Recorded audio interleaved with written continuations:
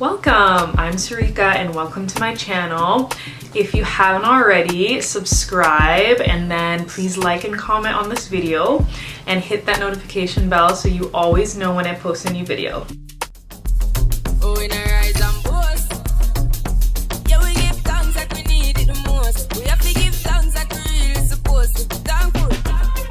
So I think we got the first category done.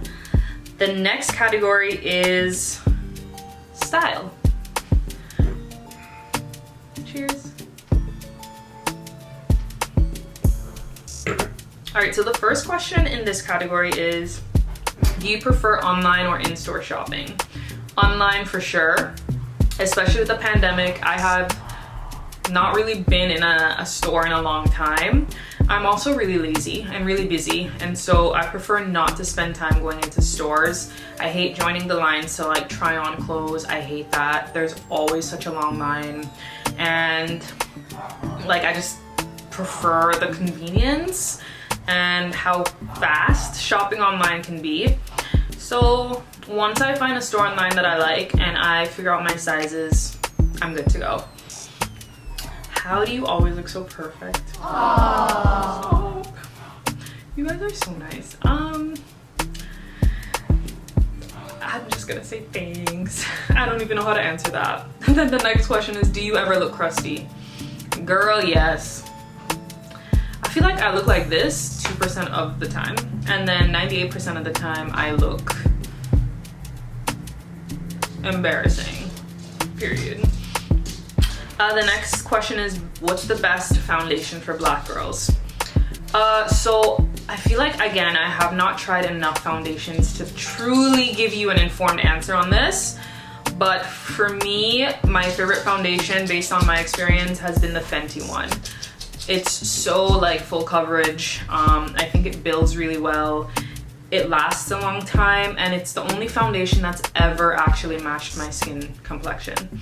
I've tried Becca, I've tried NARS, I've tried Maybelline, like the drugstore, and I think when I was trying those, I just wasn't as experienced with makeup as I am now, and so I just kept choosing the wrong colors, and I always ended up looking orange. But Fenty works perfectly for me. Favorite clothing brands? So recently I have gotten into Zara. I love Zara. This dress is from Zara. Zara is that girl. She is affordable, she is trendy, she is cute, she ships quickly. The website is chaotic, but her clothes, love. Also love JLux label. They take forever to ship to Canada, but I love them. I also like Skims. If anyone follows me on Instagram, you know that I'm a Skims girl. I'm a Skims stan. Like, Kim can get all my coins. I love Skims. And my outfit online is a really cute like brand for basics. Like, I think they have such great basic like pieces that you can like put together with like sweats and things like that, which is kind of my vibe for the winter because it's so cold. Top 5 favorite outfits that I wore in 2021. So I will try and figure out how I can like put like pictures of my top fave outfits. I feel like I wasn't able to really go out as much as I wanted to last year. The summer was super fun, but I feel like 2022 I'm coming for you in terms of my fashion. What influences your amazing style? Thank you for this question.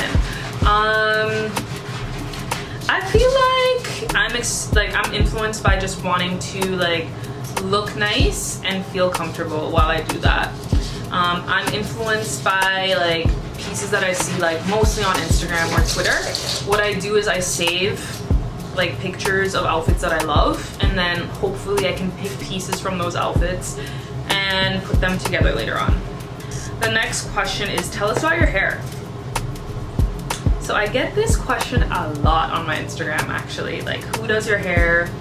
So her name is Trish. She's Jamaican, but she works here in Canada. and she's the only person that I allow to touch my hair, like do my wigs. She is phenomenal because like what lace? Period. Like anyone who asks me like which hairdresser to go to, I'm always gonna say her. Her Instagram is Indish Beauty, and you should book with her if you haven't. What made you decide that you wanted to be a teacher? I love you, Miss Lumsden. Love you too. So I've always wanted to work with children. I knew that from a young age. My mom told me when I was like little, I used to take all my stuffed animals, line them up on like patio / veranda area, and then I would have like a chalkboard and I would teach them. And I do remember doing this, and I would like give them tests and like exams, and I would grade them. I would like give them feedback. I would like reprimand them, and these are like my stuffed toys. And this is when I was like 5, 6. This is what I was doing. I think I have just a natural inclination, a natural knack for like working with kids and like teaching. I just love working with young people. I think they have so much to offer. I think they have such a great, they have such great ideas. They have such good energy. And I think teaching is the job that best allows me to connect with young people at this point in my life. I don't know if I'll always be a teacher, but I know that I always want to connect with young people in some way. What's the most rewarding thing about teaching? Definitely seeing my students grow. I love that about teaching. I teach grade 11 and 12 students, and so it's really, really wonderful to see them grow from like the first day they step into my room when they're in grade 11 to when they leave high school at the end of grade 12. And that's also like, my least favorite thing about teaching is my kids graduate and they leave, because I see them at the end of their high school career.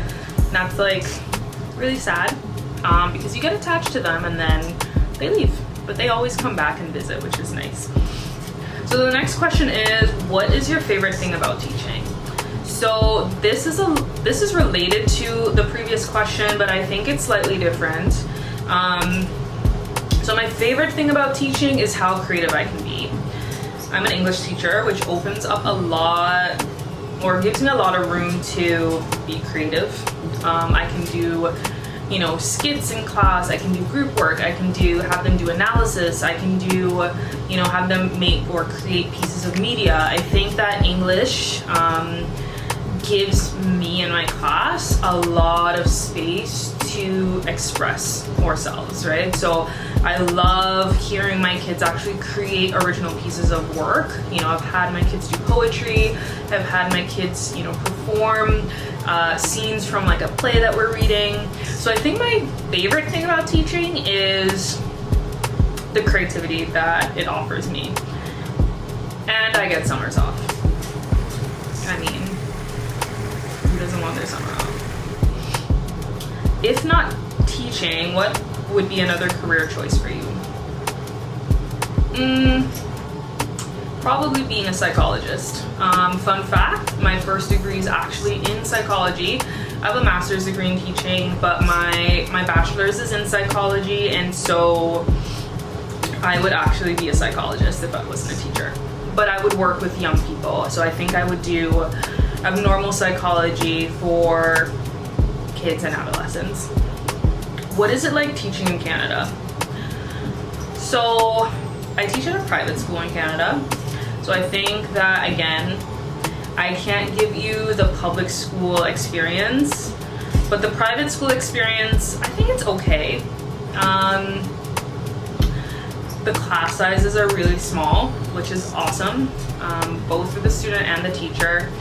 What stood out to me in terms of teaching in Canada versus going to school in Jamaica, I've never taught in Jamaica, is pretty much how much opportunities the kids get. So I think like in Jamaica as a student, if I failed something, I failed something. Like there was no opportunity to redo the assignment, do extra credit, make up my marks anyhow. The kids here, they get a lot of opportunities, which I like, because You know, I feel like sometimes students just don't perform well on like a test or an exam, and they get other opportunities to showcase what they know. I think the one sucky thing about teaching in Canada is teaching during the winter. It's something that you probably don't think about, but like trying to go to school in the winter, it's really demoralizing for the students. Like, just as adults go through seasonal depression, kids do too. Teaching online the past 2 years has exacerbated that issue. Kids have been feeling really anxious, really depressed, really neglected, because they're not getting that like face-to-face interaction with their course material. And that's the last question for teaching. So next category is living in Canada. This is the category that I got the most. I lied. It's not. Why did you move to Canada? I moved to Canada because my boyfriend lives here. There's no other reason why I moved, but yeah. We had been doing long distance for 3 years, and you can't really do long distance forever. It's just not sustainable. And so the next kind of logical step was for me to move here with him. Number 2, are you enjoying Canada? I am, for the most part. I really like the amount of opportunities that you can get in Canada. Like, there's so many opportunities. And I like the people here. I think in comparison to the States, like, I feel way more comfortable in Canada. I live in like the GTA, which is the Greater Toronto area. There are way more people of color. There are way more women of color. I feel like I am conscious of my race, but I don't feel as self-conscious here as I did when I was living in the States. The only thing I hate about Canada, obviously, is the winter. Like, today it's -31, like, that's just a dub. No. I'm Jamaican, like, I hate winter. All right, so what is it like to live in Toronto? Expensive. No lie, it's actually so expensive to live in Toronto. I think that's kind of the word that I would use to describe living in Toronto. Like, rent here is insane. And then like you get taxed a lot. Yeah, it's really expensive living in Toronto, but it's fun because as I said, like, it's very culturally diverse. And Toronto has quite a few things that you can do. So as a young person, I feel like it's exciting, but it could be more exciting. That makes sense. Like, it's not like you're gonna find something new to do every single weekend, but there's enough to do to keep you entertained. What are your favorite spots in Toronto? So I think I'm gonna do a video on this, like going into summer, because I feel like there's so many gems in Toronto that I discovered last year. But some of my favorite spots would be, for sure, like Clockwork Terrace. I loved going to Blue Blood. I went to Louis, which was okay. The food was eh, but the drinks were great. I went to Flora Lounge recently. I loved it there. So I feel like there are a lot of gems. I think kind of the strength of Toronto is are the restaurants and the bars / lounges that they have here. So I feel like going into summer, I'm going to do a video on places to visit. The person also asked about beaches, but girl, do not go to the beach in Toronto. Like, no. Hell. Do you miss Jamaica? Yes, I do miss Jamaica. But would I go back to live there? No, definitely not. I feel like I miss, being close to my friends, being close to my family, having like particular things available to me, like warmth, the beach, certain vibes that I can't get here. But I do definitely miss Jamaica. Whoops. Are you going to Caravana 2022? I want to, but Miss COVID is out here. Guess what, bitch? So Coronavirus. But I want to Coronavirus. go. How do you find living without your family, since you just live on your own with a significant other?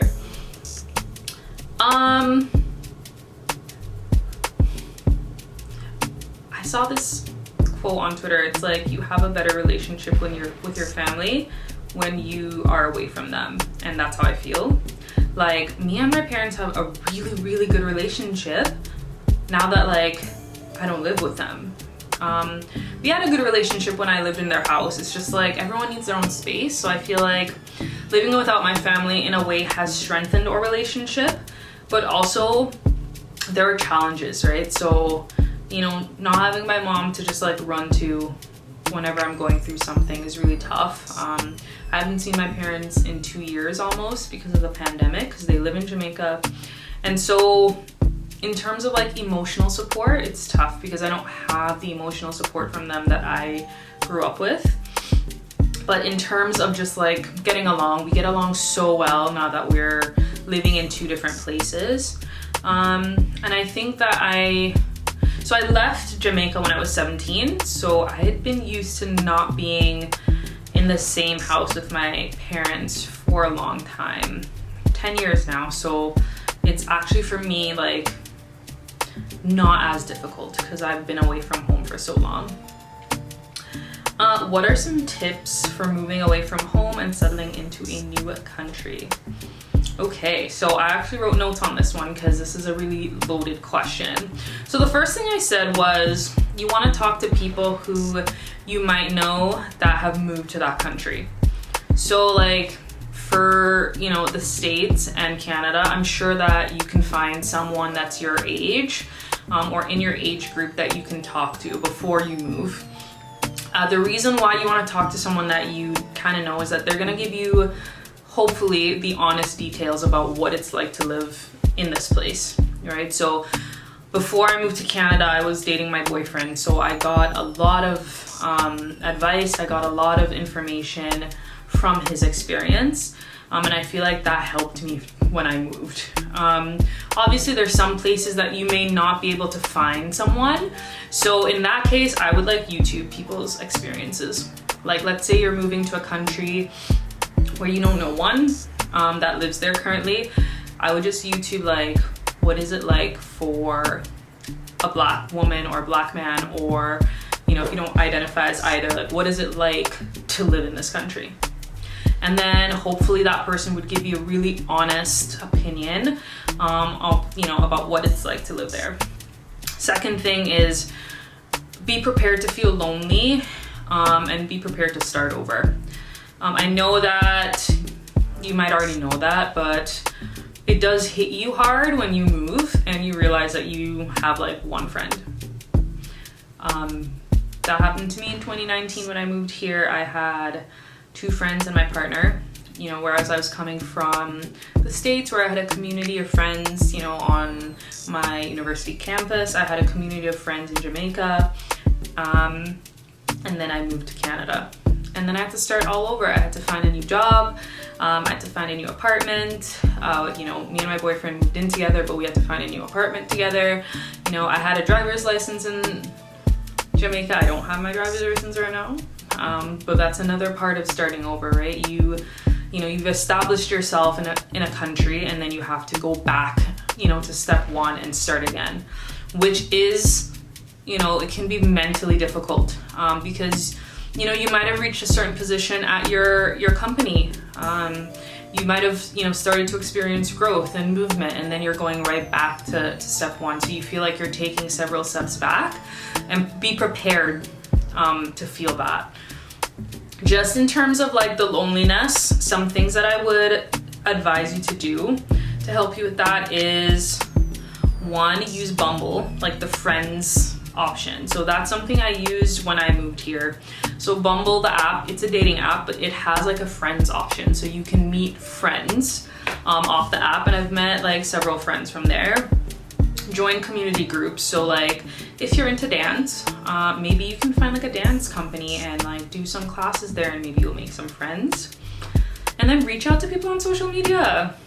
I always shoot my friendship shot, and like when people shoot their friendship shot with me, I love it. So like I'll see someone on Instagram or on Twitter, and they'll, you know, say that they recently moved to Toronto, and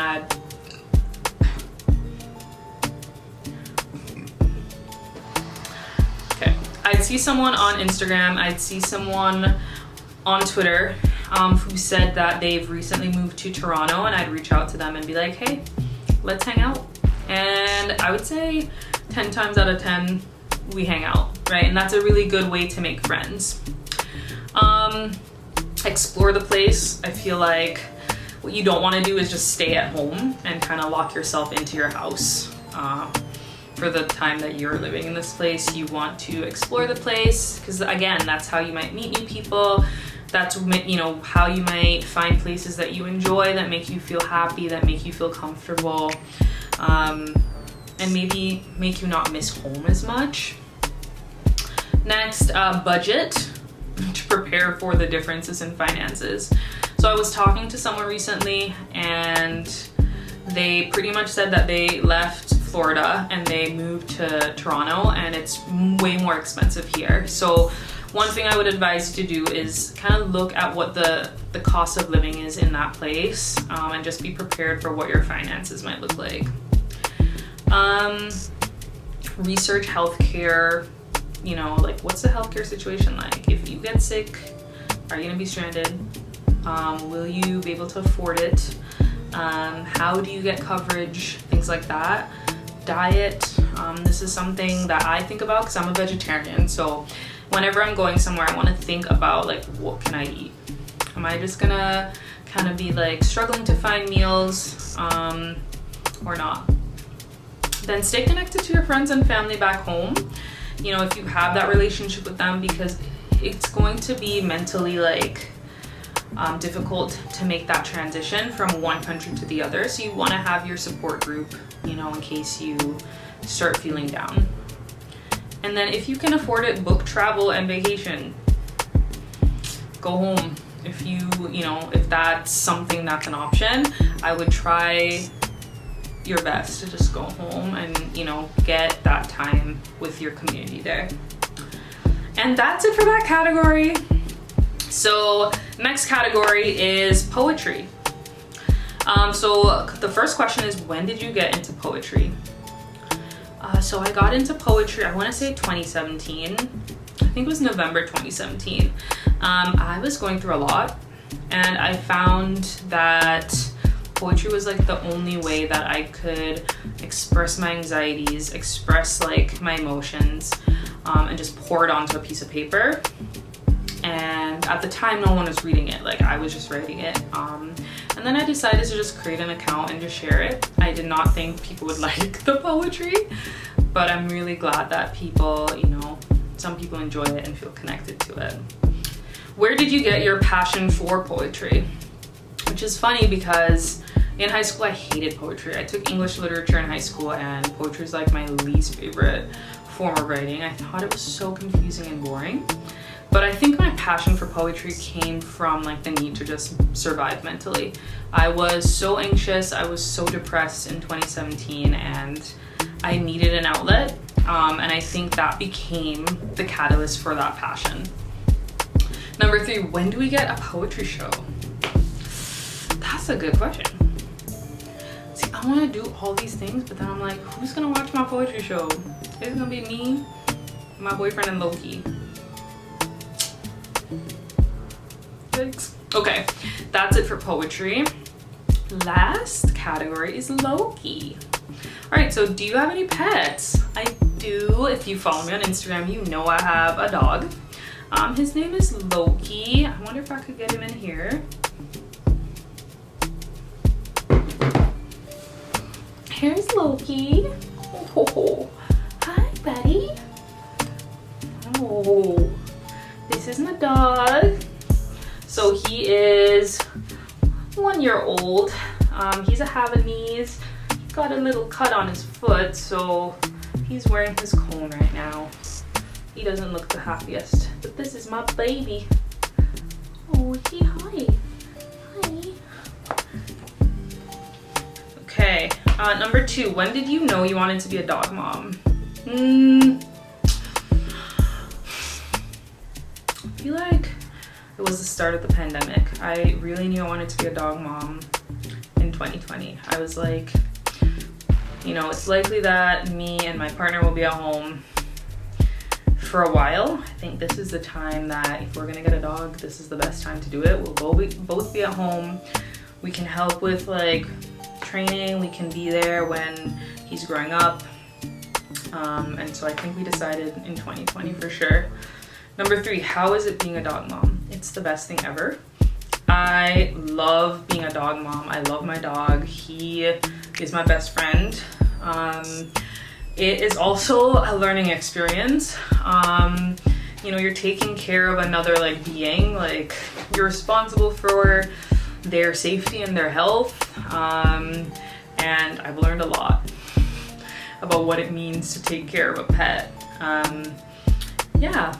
So thank you everyone for all the questions. I hope that you enjoyed this video and I hope you continue to watch my next videos. I'm so excited to start this journey with you all and I appreciate the support so far.